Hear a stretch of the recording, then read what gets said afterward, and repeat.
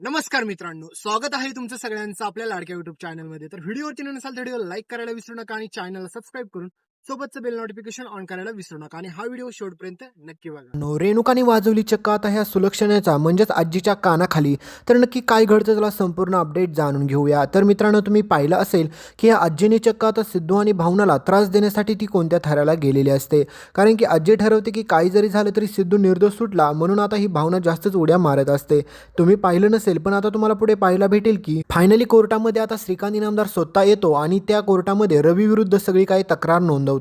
आणि श्रीकांत इनामदारला त्या ठिकाणी पाहून सगळ्यात मोठा धक्का बसलेला असतो. सगळ्यात म्हणजे सिद्धू, आनंदी सगळ्यांनाच धक्का बसलेला असतो आणि भावनाला तर कळत नसतं की श्रीकांत इनामदार जिवंत होता, मग सिद्धराजला एवढे दिवस शिक्षा होत कशाची होती आणि हा जिवंत होता तर कुठे होता. खूप सारे लोकांना प्रश्न पडलेले असतात.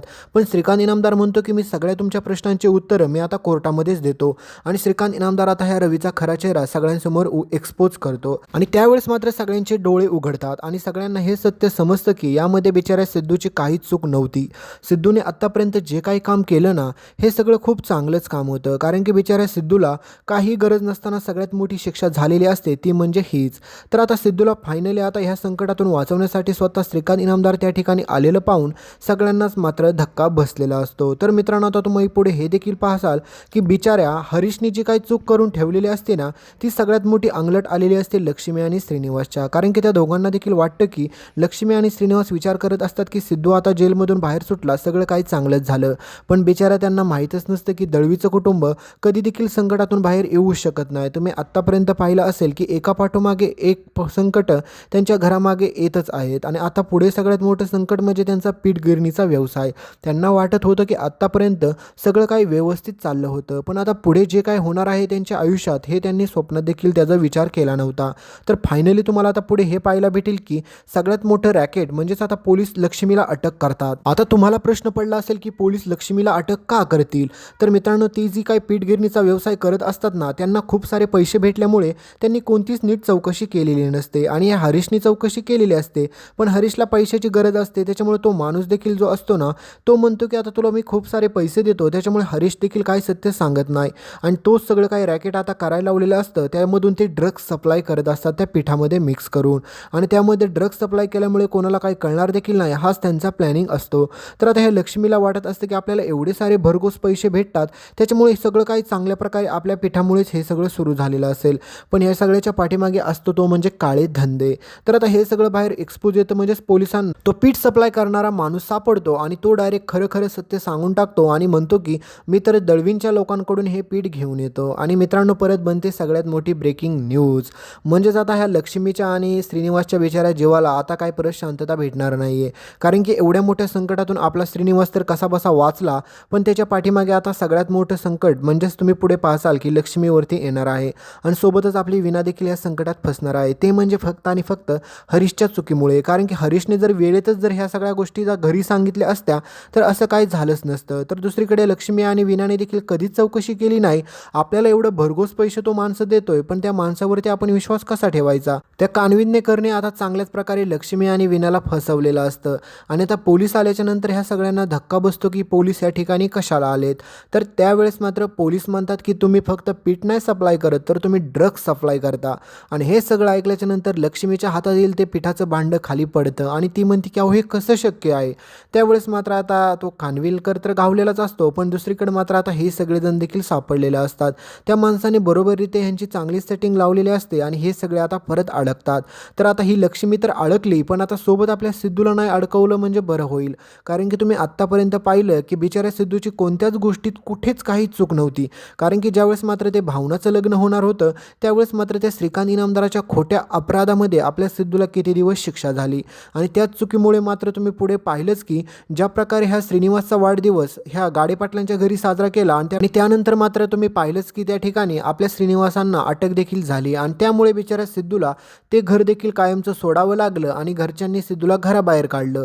तर आता बायकोसाठी सिद्धूने ते घर देखील सोडलं आणि त्याच्यानंतर सिद्धूने पुन्हा सुरुवात केली आपल्या नवीन व्यवसायाला.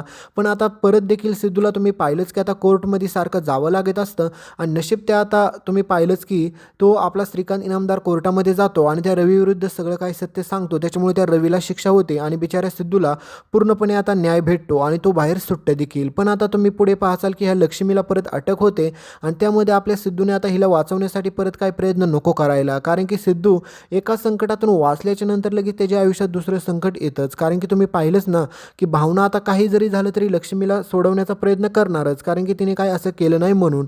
पण आता ह्या सगळ्यामध्ये बिचाऱ्या सिद्धूचंच परत मरण होणार आहे, कारण की पुढे तुम्ही पाहाल की आजी आता सगळ्यात मोठा भयानक प्लॅनिंग बनवत असते. कारण की आजी म्हणते की ते दळवींची लोक तर एवढी डेंजर आहेत ना, ती आपल्या सिद्धूला विकून कधी खातील ना तरी देखील कळणार नाही.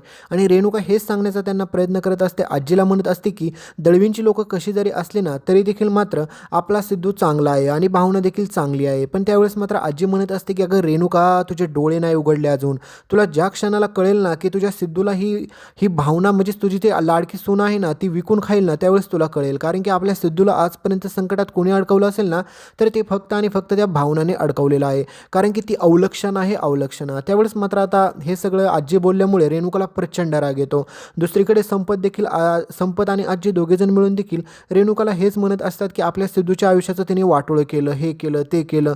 त्यावेळेस मात्र आता रेणुकाला आपल्या राग सहन होत नाही आणि ती आजीच्या डायरेक्ट कानाखाली मारते. आणि हे सगळं केल्याच्या नंतर मात्र सगळ्यात मोठा धक्का बसतो तो म्हणजे आजीलाच आणि त्या घरामध्ये. आणि रेणुका म्हणते की तुमच्या सगळ्यांचं खूप ऐकलं मी, आत्तापर्यंत सगळं काही सहन केलं, पण आता इथून पुढे काहीच सहन करणार नाही. माझ्या सिद्धूची बिचारीची काहीच चूक नसताना तुम्ही त्याला एवढा त्रास का देताय? तुमची दुश्मनी त्या भावनासोबत आहे ना, मग तुम्ही माझ्या सिद्धूला का त्रास देताय? सिद्धू एका संकटातून बाहेर आला की आजी सिद्धूला कोणत्या ना कोणत्या संकटात अडकवायचा प्रयत्न करत असते. त्याच्यामुळे रेणुका प्रचंड चिडलेली असते आणि रेणुका आता एवढ्या दिवस राग सहन होत नसतो. त्याच्यामुळे फायनली रेणुका ह्या आजीचा माज मोडते. पण बिचाऱ्या रेणुकाला देखील काय माहीत की पुढे जाऊन तिचा मुलगा स्वतः तिच्या विरोधात जाणार आहे. कारण की आता तुम्ही पुढे पाहाल की सिद्धू आता निर्दोषपणे सुटलेला असतो. त्याच्यामुळे स्वतः रेणुका आता परत सिद्धू आणि भावनाला भेटायला जाते आणि म्हणते की सिद्धू आता झालं गेलं सगळं विसरून जा. आता तुझी निर्दोषपणे सुटका देखील झाली ना, त्या घरामध्ये तुझा देखील अधिकार आहे. त्याच्यामुळे असं रस्त्यावरती राहायची तुला गरज नाही. आता झालं ते सगळं सोड आणि चल आता परत घरी. तर त्यावेळेस मात्र सिद्धू म्हणत असतो की आई, त्या घरात मी कधीच पाऊल ठेवणार नाही. कारण की ज्या ठिकाणी माझ्या बायकोला इज्जत दिली जात नाही, तिला मान दिला जात नाही, त्या ठिकाणी मी कधीच पाऊल ठेवणार नाही. आणि सिद्धू परत स्वतःच्याच आईसोबत जाण्यास नकार देतो. आता सिद्धूने देखील राग विसरून जायला पाहिजे, कारण की ही सगळी प्रॉपर्टी हे सगळं सिद्धूचंच तर आहे ना. मग सिद्धू जर त्या ठिकाणी नाही गेला तर ते कसं होणार? कारण की फक्त आणि फक्त भावनासाठी सिद्धूने ते घर सोडलेलं असतं. पण त्याने विचार केला पाहिजे, आपली आई देखील त्याच ठिकाणी, आपला भाऊ त्या ठिकाणी आहे. भलेही बाकीची लोक जर सिद्धूच्या विरोधात असतील तरी पण सिद्धूने आपल्या आईसाठी तिचं म्हणणं ऐकून त्या ठिकाणी जायलाच पाहिजे. तर दुसरीकडे तुम्ही पाहतच असाल की लक्ष्मीचं कसं सिद्धू ऐकतो, कारण की लक्ष्मी जे काही सांगेल त्या प्रत्येक गोष्टी सिद्धू ऐकत असतो. पण स्वतःच्या आईचं कधी असं ऐकत नाही तो. आणि सिद्धूची हीच चूक त्याला खूप मोठी नडणार आहे. तर आता दुसरीकडे रेणुका सोबत सिद्धू न गेल्यामुळे रेणुका बिचारी परत रडत आपली माघारी घरी जाते. पण आता इकडे आता लक्ष्मीला अटक झालेली असते. त्याच्यामुळे भावनाची हालचाल हीच असते की काही जरी झालं तरी आता लक्ष्मीला परत सोडवायचं. पण बिचारा सिद्धूला माहीत नसतं की त्याच्या आयुष्यात काय काय लिहून ठेवलेलं आहे. आता सिद्धूने घरी तर नाही जायचा निर्णय घेतला. त्याच्यानंतर आता सिद्धूला परत लक्ष्मी काकूंना सोडवण्यासाठी आता परत भावनाला मदत करायची असते. आणि या सगळ्यामध्ये बिचारा सिद्धूला परत काय नको व्हायला आणि त्याला देखील अटक बिटक नको व्हायला. कारण की आता ह्या रवीला अटक झालेली असते. त्याच्यामुळे सगळ्यात जास्त राग आता सिद्धूवरती असतो. कारण की तुम्ही पाहिलंच की या सिद्धूची चूक काहीच नाही, पण तरी देखील आता सिद्धूवरतीच रवीचा डाव टपून असतो. तर दुसरीकडे तुम्ही पाहिलंच असेल की जानूचा मूर्खपणा तिच्या अंगलट किती आलेला आहे. कारण की ती जयंतच्या तावडीत अशी तशी नाही फसली, तर ती खूप भयंकर आणि भयानक फसलेली आहे. कारण की जानू स्वतःहूनच आता जयंतच्या चांगल्याच ट्रॅपमध्ये फसलेली आहे. तर तुम्हाला काय वाटतं मित्रांनो, पुढे लक्ष्मीला अटक झाल्याच्या नंतर बिचारा आपल्या सिद्धूवरती कोणतं संकट येईल का? आणि सिद्धूने रेणुकासोबत तिकडे गाडेपाटलांच्या घरी जाण्याचा निर्णय जो घेतला नाही जायचा, तो काय बरोबर घेतला का चुकीचं, हे तुम्हीच कमेंटमध्ये सांगायला विसरू नका. आणि दररोज दुपारी 2 वाजता आणि रात्री 9 वाजता संध्याकाळी अपडेट पाहायला विसरू नका. आणि चॅनलला सबस्क्राईब करा आणि सोबतचं बेल नोटिफिकेशन ऑन करून ठेवा. धन्यवाद.